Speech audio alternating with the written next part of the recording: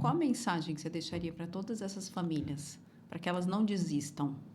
Doar órgão é um ato de amor ao próximo. Você doa sem saber para quem vai receber. Não tem nada mais bonito que isso. Né? Quem tem a oportunidade de conhecer esses pacientes, e eu acho que isso é um privilégio que a gente que trabalha com isso tem, de olhar no olho dessa pessoa muito doente lá antes, tá? E depois, 1 ano depois, 2 anos depois, às vezes eu passo por elas no corredor, eu não reconheço, sabe? Sabe por quê? Porque ela estava tão doente, tão debilitada, quando você olha depois, a pessoa parece que ela realmente reviveu.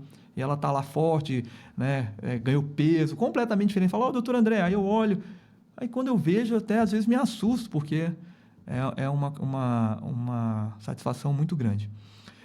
O que eu posso dizer, né, para essas famílias que a gente, às vezes, tem bens tão preciosos, né, que a gente considera, né, que a gente dá tanto valor, mas a pessoa que não aceita a doação ou que acaba não doando por algum motivo, está enterrando ali as coisas mais valorosas que a gente pode ter, né, que é a vida. Porque essas pessoas que estão na fila, elas não têm vida. Você imagina uma pessoa que está lá fazendo diálise 5 vezes por semana, 2, 3, 4 horas ligada na máquina, tá? Ou aquele paciente que tem insuficiência cardíaca grave, ele não consegue dar 2 passos, nem escovar o dente sem ter falta de ar. Ou aquele cirrótico, né, que está lá na fila do transplante de fígado, com 20, 15 litros de água dentro da barriga, não consegue sair de casa, né? Vai falecer da doença, inevitavelmente, em 3, 4, 5, 6 meses, se ele não fizer o transplante, porque a gente não tem, até hoje, por exemplo, o rim, se ele não funciona, eu coloco na diálise. O fígado, se ele não funciona, o paciente morre. A gente não tem uma reposição artificial do fígado ainda, porque ele é um órgão muito complexo. Então, assim, tem toda a possibilidade da gente, hoje com a medicina e com tudo que a gente tem disponível de tecnologia, de conhecimento, devolver qualidade de vida para essas pessoas. Tá? Um dado importante aqui, hoje, é que mais de 50%, tá, dos pacientes que fazem o transplante de fígado hoje vão viver mais de 20 anos depois do transplante.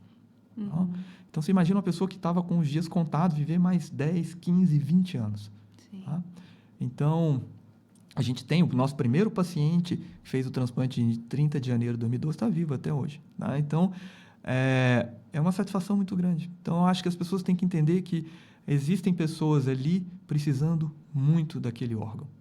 Tá? E que a doação é um ato de amor ao próximo. Você doa uma coisa que não vai fazer falta para ninguém. A pessoa ela já faleceu, ela não vai fazer nenhum bem, aquilo não vai servir para nada. Enquanto para outra pessoa pode ser o recomeço da vida dela. Essas pessoas elas voltam a trabalhar, elas voltam a estudar. Eu tenho várias pacientes que a gente fez o transplante muito jovem, que tiveram 1, 2 filhos depois do transplante. Olha só, que legal. Então, é um recomeço. Mas para ter transplante tem que ter doação. Não existe transplante sem doação de órgãos. Então, essas pessoas, elas precisam entender que isso é um grande ato de amor, tá? Que devolve qualidade de vida para essas pessoas, tá? E que essas pessoas estão ali sofrendo muito. E para nós que trabalhamos com isso, é muito angustiante, né? Eu até conversei segunda-feira com a coordenadora da Central Transplante do DF. Falei, olha, a fila está crescendo, estamos precisando de mais doadores, né? Porque a gente vai ficando angustiado com aquela situação. Ela, não, estamos trabalhando, estamos aqui treinando com as equipes, vamos, né, fazer mais reuniões, vamos, enfim, né, e para que a gente possa dar a oportunidade, tá? Para que todos tenham a oportunidade de ter pelo menos, né, a chance de tentar, né, de tentar recomeçar. Bom? Você podia compartilhar com a gente algum caso que te marcou aí ao longo dessa jornada, um caso de esperança? Olha, são tantos casos hoje, na minha experiência pessoal, são mais de 1.200 transplantes que a gente fez aqui nos últimos 14 anos. Né? 1.200? Porque a gente atua não só no Instituto, né? A gente também atua em outros hospitais privados também do DF. Aqui no DF tem Sim, outros hospitais privados. mas que fazem transplante só de convênio, né? No SUS, o único transplantador de SUS, fígado e coração no Distrito Federal é o Instituto de Cardiologia e Transplantes do DF. Tá? Mas a gente também faz em hospitais privados que aí é só via convênio. Então, a gente tem são muitas histórias, né? Assim, eu teria várias aqui para contar, mas me recordo muito agora de uma situação recente que aconteceu agora em dezembro, pouco antes do Natal, né? Um jovem, um rapaz muito jovem, inclusive médico, ele teve um quadro que a gente chama de hepatite fulminante. Hepatite fulminante é uma pessoa que não tem nenhuma doença no fígado, tá? E por algum motivo específico ela começa a perder rapidamente a função do fígado. Isso é uma coisa que acontece com evolução em dias, né? E essa é uma situação tão dramática que existe na legislação uma prioridade absoluta para esse tipo de transplante. Ele entra na fila e ele vai para o topo e vira uma prioridade nacional, porque se ele não transplantar o fígado, né, em 24, 48, 72 horas, ele vai falecer. Então, pensa numa pessoa previamente rígida, que não tinha absolutamente nenhuma doença, jovem, forte, saudável, começa a evoluir com esse quadro em questão de dias, e entraram em contato comigo. Ele estava internado em um outro hospital, e, olha, já quando entraram em contato conosco, a situação já tinha se agravado muito, né? A gente chegou a avaliar o caso à distância e achar que já não havia mais nenhuma condição, ele não toleraria mais a cirurgia. Nossa. Mas a gente conseguiu, no mesmo dia, transferi-lo, né, para o hospital onde a gente faz transplante e incluímos ele na fila no mesmo dia. Isso tudo no mesmo dia, porque a situação já era bastante dramática. E no mesmo dia, à noite, apareceu um doador em outro estado, na Bahia, um doador excelente, assim, super jovem, né? E a equipe lá conseguiu captar, mandou o fígado, chegou aqui já na madrugada, na manhã cedinha do dia seguinte, e a gente fez o transplante dele já numa situação muito crítica. Ele já estava entubado, com altas doses de droga vasoativa, o rim já tinha parado de funcionar, estava em diálise. O fígado que produz os fatores de coagulação do sangue, ele já estava incoagulável, porque o fígado não produzia mais nada. Ou seja, uma situação bastante desafiadora. A gente chegou para a cirurgia numa situação muito crítica, fizemos o transplante, né? Isso foi pouco antes do Natal, uma semana antes do Natal, e até bastante desesperançosos, né? Se aquilo ali ia, de fato, dar certo. E, no final das contas, ele, depois de muitas dificuldades e etc., agora, no final início de fevereiro, ele saiu andando do hospital. Olha, e foi uma situação que mobilizou muito a comunidade médica de Brasília, porque, como ele é médico, né, muitos se conhecem, várias pessoas me ligavam e como é que ele está e não sei o que e tudo, e a gente ainda teve que reoperar ele 2 vezes, né, durante essas internações, por causa de muito distúrbio de coagulação que ele ainda tinha. E aí esse fígado funcionou muito bem, ele recuperou completamente. E então, nesse é um caso que, de fato, o transplante salvou a vida dele. Esse paciente, esse fígado que chegou nessa madrugada tivesse demorado mais 24 horas, ele não teria mais essa possibilidade, né? Então, aí quando a gente vê lá, a gente sempre faz lá no instituto que a gente criou isso, a gente entrega um diploma para a pessoa no dia da alta, né? Onde que está escrito lá que ele é o primeiro lugar na maratona da vida. Antigamente a gente entregava até uma medalha, igual essas que quem faz maratona, né, recebe no final. Ele recebe um diploma, a gente tira as fotos e tal. Então é um momento muito, muito legal. E aí eu sempre peço para toda vez que o paciente for de alta, eu não consigo mais acompanhar todos, né? Eles mandam no grupo, nosso grupo de WhatsApp, e a gente sempre comemora essas altas, porque realmente o transplante ele é um processo complexo, né? E toda essa jornada que o paciente passa para chegar a conseguir o transplante até ele ir de alta, ela não é fácil. Então, eles realmente são vencedores. E a família do doador? Se ela tiver interesse, ela consegue ter contato com quem recebeu o órgão? Não, isso é proibido. Proibido? Isso não deve acontecer, tá? Por vários motivos, né? Eu acho que, primeiro, a gente tem que respeitar esse sigilo. E, de fato, a doação ela tem que ser anônima, ela tem que ser para alguém que você não sabe. E para evitar também qualquer tipo de cobrança que possa acontecer no futuro. Então, isso, além de não ser estimulado, não é permitido. Então, eu não posso dar à família do receptor, nem ao receptor, nenhum dado sobre o doador, né?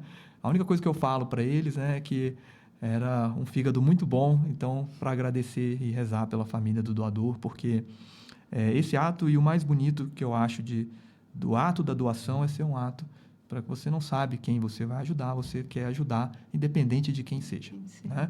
Se a pessoa é nova ou ela é mais idosa, se ela homem, se é mulher, se é rico, se é pobre. Tá? Eu acho que isso é uma coisa que ela deve ser mantida dessa forma. Tá? Eventualmente acontece, né, da pessoa descobrir por algum motivo, enfim, né, teve o caso do Faustão, né, que eles descobriram quem era, enfim, mas não é uma coisa que deva acontecer. Perfeito. Doutor, e a tecnologia? A gente está vendo esse avanço todo da tecnologia em várias áreas. Como é que ela vem afetando aí a área de transplante? O transplante, ele é tecnológico, né? Para ele acontecer, a gente depende de muitas coisas de alta tecnologia. Eu não sei se vocês sabem, mas historicamente, o transplante ele começou mais ou menos na década de 60, né? O transplante de fígado, ele foi feito, o primeiro transplante em 1963, que infelizmente não deu certo, e depois o primeiro caso que sobreviveu à cirurgia foi em 1967.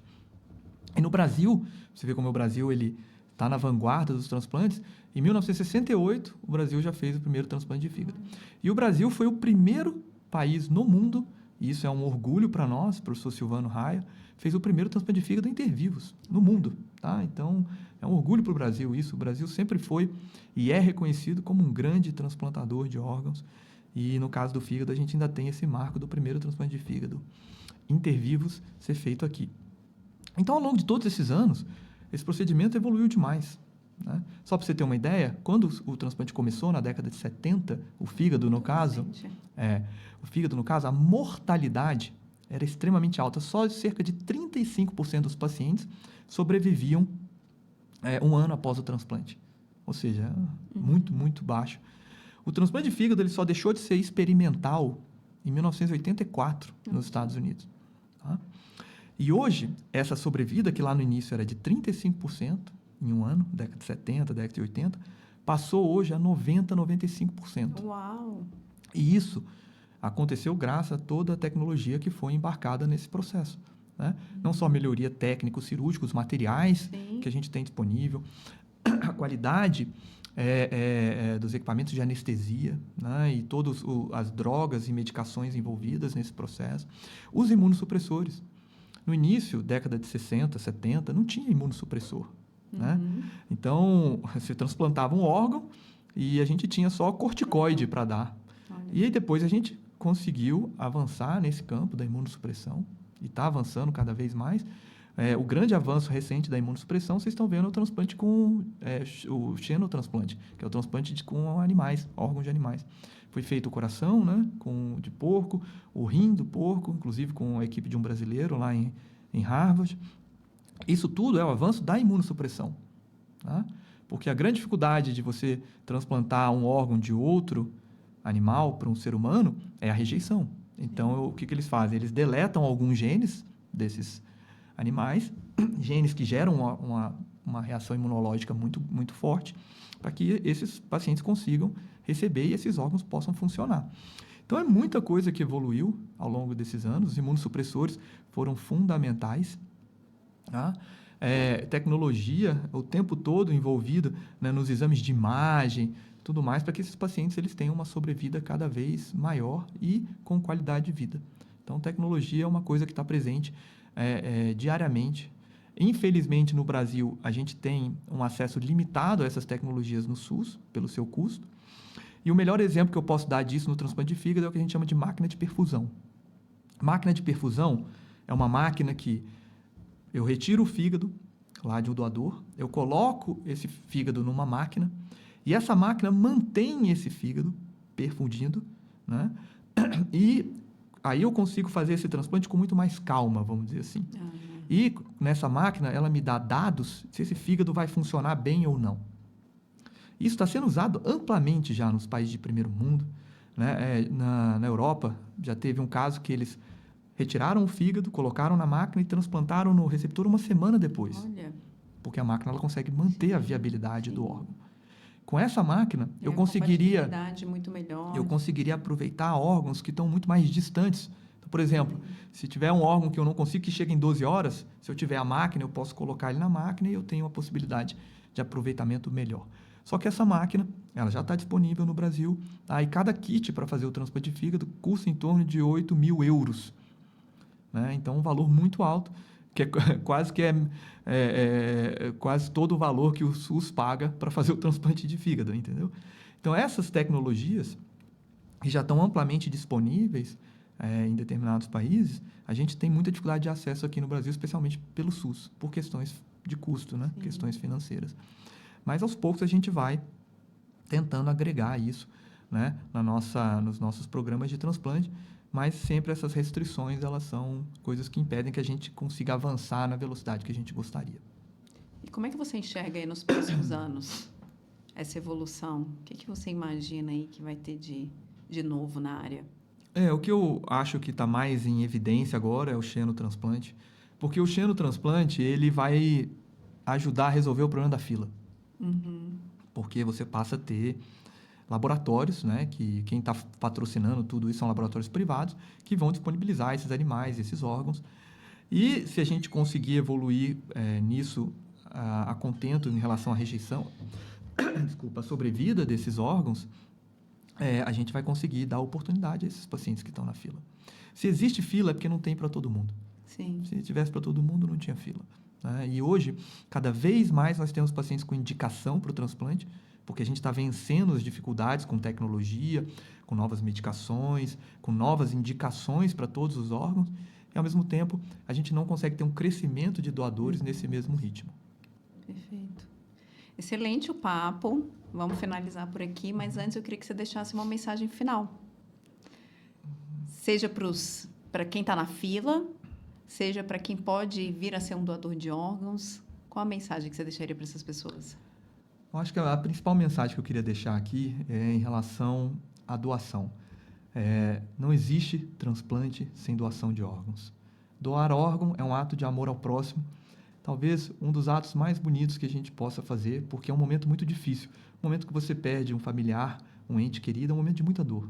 E nessa hora, você poder pensar num próximo, em alguém que você não conhece, que você não sabe quem é, que está sofrendo numa fila de transplante. São muitos os brasileiros que precisam de um transplante hoje, tá? Que podem voltar a trabalhar, que podem voltar a conviver com a sua família, que podem voltar a ter uma vida praticamente normal.